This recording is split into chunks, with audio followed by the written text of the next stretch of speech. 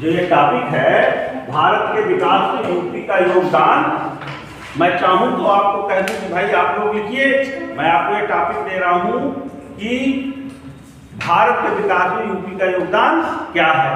ठीक है, अब सबसे पहले तो भूमिका लिखनी होगी। तो देखिए भूमिका कैसे बनाएंगे, फिर तो सबकी अलग अलग बनेगी, लेकिन मैं कैसे बनाऊंगा।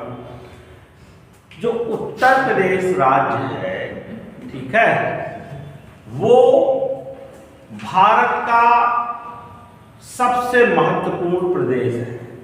भारत की जो संस्कृति है, भारत का जो कल्चर है, ठीक है, उसमें उत्तर प्रदेश का जो योगदान है वो बहुत है।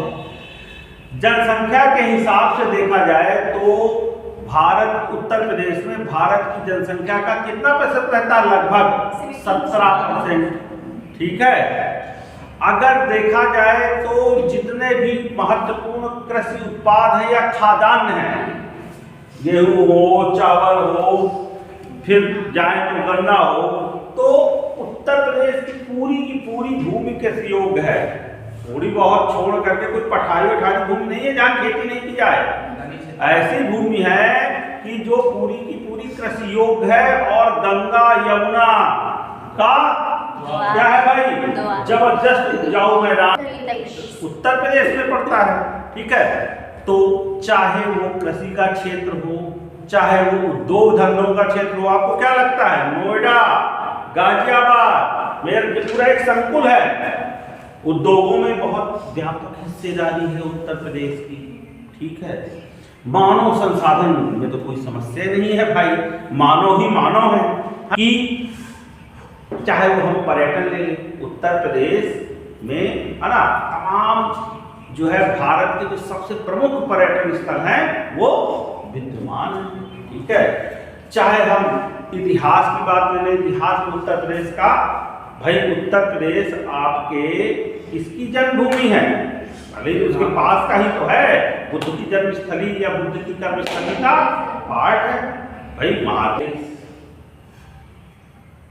जो भारत की धर्म संस्कृति है उसका कोर बिंदु है, क्योंकि ये राम और कृष्ण दोनों की जन्मभूमि आदि। अब हम क्या लिखेंगे कि उत्तर प्रदेश का जो योगदान है भारत के विकास में, वो विभिन्न शीर्षकों में रख करके, क्योंकि जब तक हेडिंग नहीं बनाएंगे नहीं लिख पाएंगे, है ना, तो विभिन्न शीर्षकों के अंतर्गत रख करके विवेचित कर सकते हैं। अब सबसे पहला आप जोड़िए तो क्या हो, नंबर 1 इतिहास,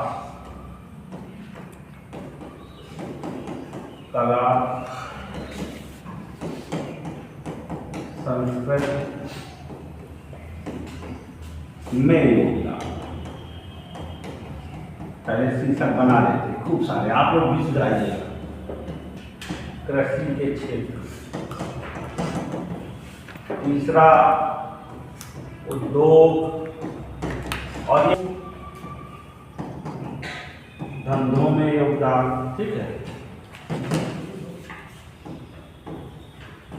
मानव संसाधन में,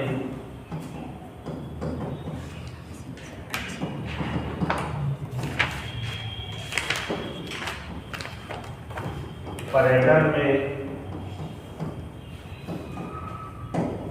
और क्या कर सकते हैं, खूब सारे, जब जितने शीर्षक बन जाएंगे उतने सारे। ठीक है, और बताओ बोलो और क्या हो सकता है। ठीक है भाई,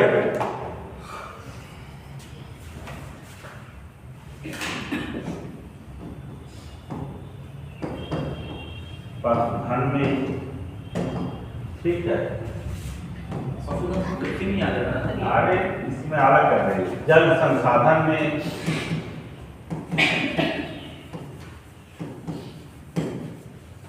ठीक है, कृषि एवं भूमि संसाधन यहाँ कर दें।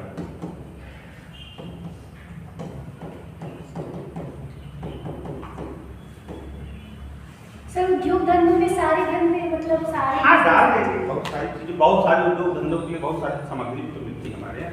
अब जैसे ये खनिज राज्य नहीं है, हम जैसे झारखंड का लिखते हैं, मध्य प्रदेश का लिखते हैं, तो क्या लिखते हैं? खनिज संसाधनों में, वन संसाधनों में तो थोड़ा अच्छा देखना भी चाहिए कि पता चला कि वन संसाधनों में उत्तर प्रदेश का कोनो योगदान नहीं है, और लिख दे तो जो चेक करने वाला हो कहे कि मूर्ख बना रहे हो। ये भी तो ध्यान देना पड़ेगा। लिख दे उत्तर प्रदेश का योगदान खनिज संसाधनों में, तो कहेगा अच्छा कोनो बात नहीं है, कितने खनिज जो है उत्तर प्रदेश से आते हैं, इसके माने क्या कर रहे हो, फेकोलॉजी कर रहे हो, तो फेकोलॉजी नहीं करना चाहिए, ठीक है। अरे ठीक है, लेकिन मैं कह रहा हूँ ऐसा थोड़ी ना कि उत्तर प्रदेश में खनिज नहीं पाए जाते। अगर आएगा भूगोल पढ़ेंगे, अभी पढ़ेंगे भूगोल, उत्तर प्रदेश भूगोल, उसमें आएगा कि उत्तर प्रदेश के कोयला क्षेत्रों को बताओ, उत्तर प्रदेश के प्रमुख खनिजों के बारे में बताइए, तब वहाँ करेंगे पर्टिकुलर है। लेकिन भारत के संदर्भ में अगर देखें तो क्या उत्तर प्रदेश की कोई भूमिका है खनिज के मामले में? आपको लगता है?